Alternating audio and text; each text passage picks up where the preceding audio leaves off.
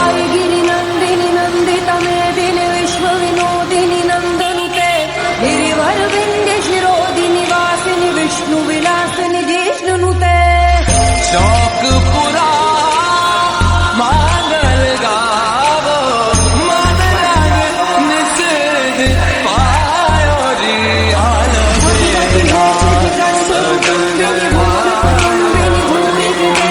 जय जय हे महिषासुरमर्दिनि रम्य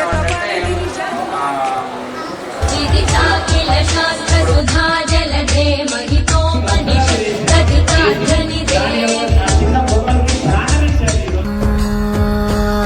सिया राम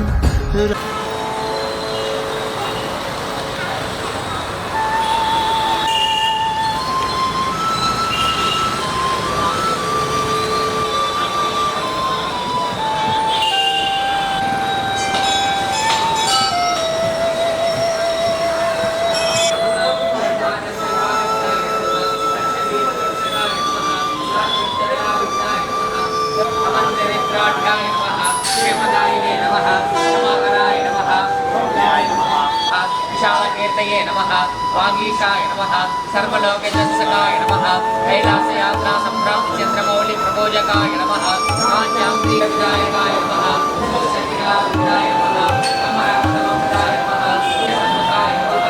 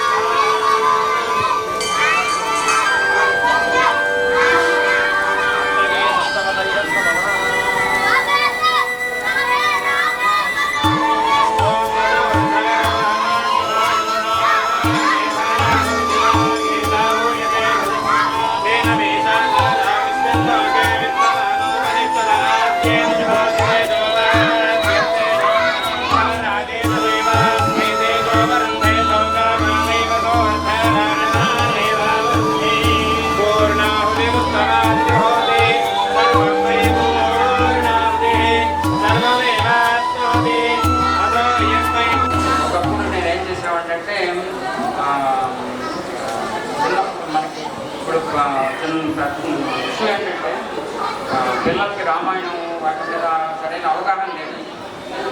యాక్చువల్గా మీకు ఒక చిన్న మాట చెప్తా, ఒక కథ తెలుసు, మీకు ఒక చిన్న వినిపిస్తా చెప్పండి వినండి.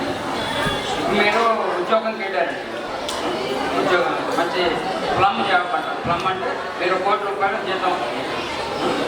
పొద్దున్నే ఉద్యోగం ఆఫీస్కి వెళ్ళి కూర్చున్నారు, మీకు తెలియదు. రాత్రి మీరు వెళ్ళారు, కూర్చున్నారు. రాముడికి పట్టాభిషేకం లేదంటే మీ ఉద్యోగం పోయిందా అని చెప్పారు. వెంటనే ఇంటికి వరకు వెళ్ళక్కర్లేకుండా మధ్యలో ఆత్మహత్య. ఇంత ఈ ఘోరాలన్నీ మీకు ఎందుకు జరుగుతున్నాయంటే మీకు రామాయణం రాకపోవటం వల్లే. మీకు ఒక యుద్ధం చెప్తాం, చిన్న యుద్ధం మీకు ఇచ్చాలంటే ఇష్టం కాబట్టి యుద్ధం పాట. ఇంద్రజిత్ ఉన్నాడు. ఇంద్రజిత్ యుద్ధం వ్యక్తి ఎలా ఉంటుందంటే రాముడిని లక్ష్మణ్ని ఇద్దరిని 2 సార్లు చంపేశాడు ఆల్మోస్ట్. ఒకసారి వచ్చి గరుత్మంతుడు కాపాడాడు, ఇంకోసారి ఆయన సంజీవని పర్వతం తెచ్చాడు. ఆయన వర్ధ మీద సంజీవని 2 సార్లు చేస్తాడు. ఒకసారి ఆయన బ్రహ్మాస్త్రం, ఇంద్రజిత్తు బ్రహ్మాస్త్రం చేస్తే కొన్ని కోట్ల మంది చచ్చిపోతారు, అప్పుడు ఒకసారి తెస్తాడు. తర్వాత లక్ష్మణుడి కోసం తెస్తాడు. మనకందరికీ ఆ లక్ష్మణుడి కోసం తెలిసిందే, కానీ ఇంకోసారి కూడా చెప్పి తెచ్చాడు. ఆ రాముడు లక్ష్మణుడు ఆ బ్రహ్మాస్త్రం పవాకి చనిపోతుంది అంత పని చేస్తే తెచ్చాడు. అప్పుడు అందరు మా బాంధువులు మళ్ళీ బతుకుతారు. సరే, ఎంతకాలం మనం చెప్పినప్పుడు చెప్పిస్తారండి. పాయింట్ ఏంటంటే, ఆయన యుద్ధం చేస్తే ఎలా ఉంటుందంటే, రాముడు బ్రహ్మాస్త్రం వదిలేసాడు అనుకోండి, ఆ ఎదుర్కొన్న వాడికి దెబ్బ తగ్గుతుంది. అదే ఇంద్రజిత్తు బ్రహ్మాస్త్రం వేసాడు అనుకోండి, 100 రెట్లు రాముడు కాదు మొత్తం సైన్యం అంతా సర్వనాశనం అయిపోతుంది. ఎందుకంటే ఆయనకి బ్రహ్మగారి వరం అంత పవర్ఫుల్ వస్తూ ఉందని. రెండోది, ఆయన రథం ఎక్కుతాడు అనుకోండి, ఒక హోమం చేసి నిపుణుల హోమం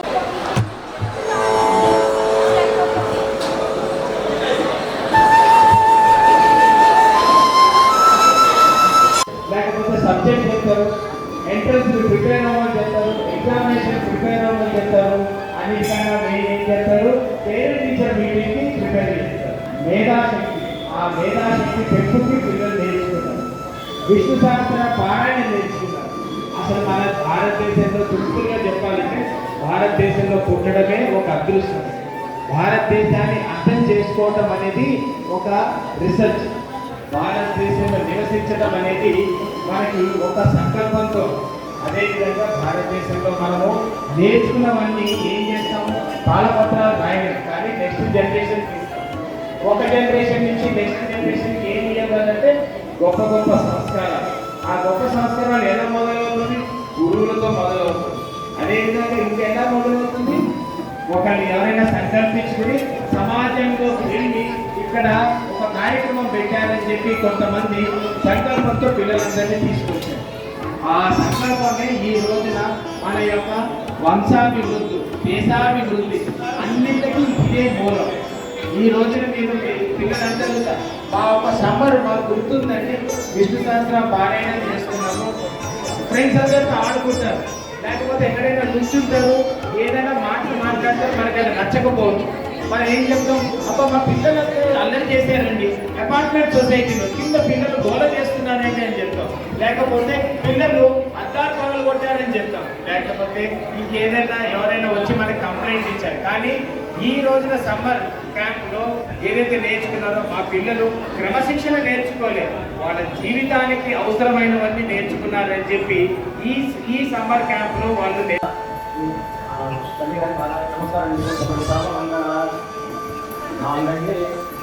शिवे सर्वार्था साधिके शरण्ये त्र्यंबके गौरी नारायणी नमोस्तुते।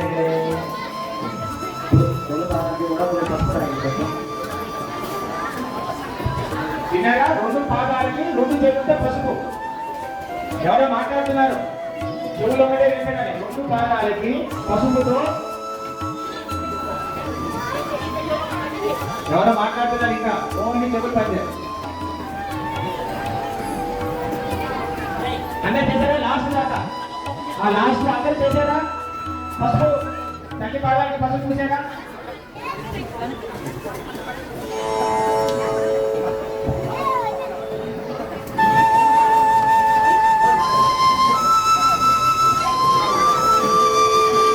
అందరు కంప్లీట్ చేసిన తర్వాత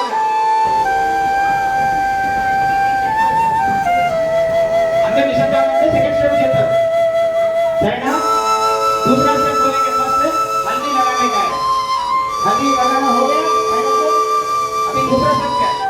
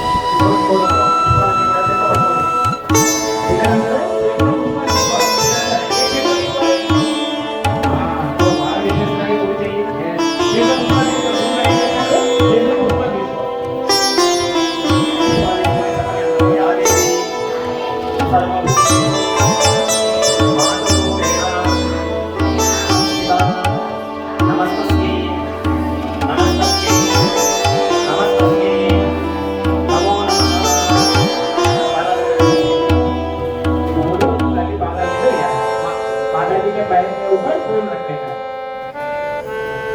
ऐसी तरह का पिల్ల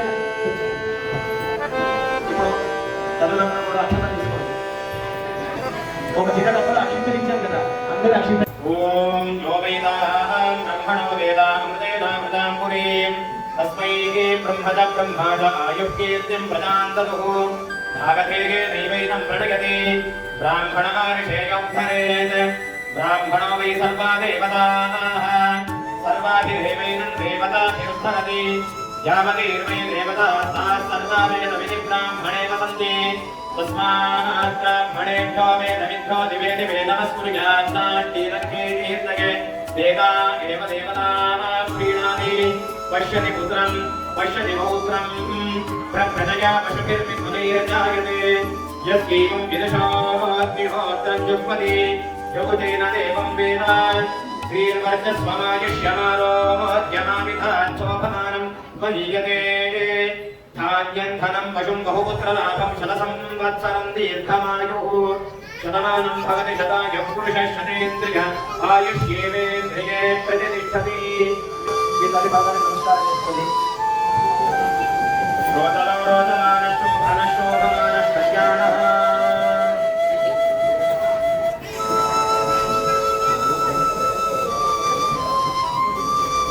ఓం ప్రియాజ్ఞానందనాయ సర్వమేవ వేదానాత్మో నిసర్వం జగతి యో వేదానోత్తరప్రోక్తో వేదాంతేన ప్రతిష్ఠితః తస్య ప్రకృతిరే తస్య పరస్య మహేశ్వరః.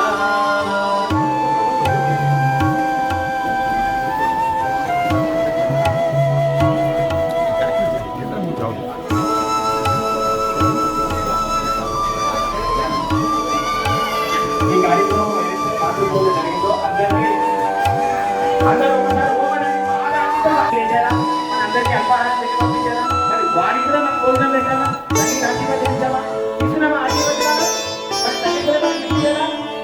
చెప్పండి పిల్లలందరూ చెప్పండి, తల్లిదండ్రులు భోజనం పెట్టాలా, ఇక్కడ గురువు గారు ఆధ్వర్యంలో మనము చక్కగా తల్లిదండ్రులకు మంచి భోజనం కూడా పెడతాం. అందుకే మనకి అందరికీ పిల్లలు అనేది మనం బహుమతి సంస్కరించాం. ఎందుకంటే మనం కష్టపడి చదువుకున్నాము, కష్టపడి నేర్చుకున్నాము, ఆశీర్వచనాలు కూడా తీసుకున్నాం. కాబట్టి మన తల్లిదండ్రులందరూ కూడా మనము మనకి ఏం ఎక్కువ చేశామో దాన్ని పురస్కారం తీసుకుని అందరం కలిసి అల్పాహారం చేసి వెళ్ళాలి. భోజనము ఏదైతే ఇక్కడ ఏర్పాటు చేశాడో రామలింగేశ్వరరావు గారు ఆ అల్పాహారం కూడా మనము తీసుకుని వెళ్ళాలి. మనకి ఇప్పుడు గిఫ్ట్ ఇస్తున్నారు, అంటే గిఫ్ట్ అంటే పుస్తకాలు. ఇంకొక తెలుస అందరికి ఏం గిఫ్ట్ ఇస్తున్నారు? పుస్తకం గిఫ్ట్ ఇస్తున్నారు. అంటే ఒక పుస్తకం మనం ఈరోజు చదివాం, అది మన స్నేహితుడికి ఇస్తాం. అంటే ఎంతమంది చదివినట్టు? ఇద్దరు. అదే పుస్తకాన్ని మన అందరం ఫ్రెండ్స్ చదివి 10 మంది చదివితే 100 మంది చదివినట్టుగా లెక్క. సో మనం ఇచ్చే గిఫ్ట్ అని తీసుకుని మన అందరం పిల్లలందరము క్రమశిక్షణతో లైన్లో కూర్చుని ఆ తర్వాత అల్పాహారం కూడా తీసుకుంటాం. అయితే మన పిల్లలందరూ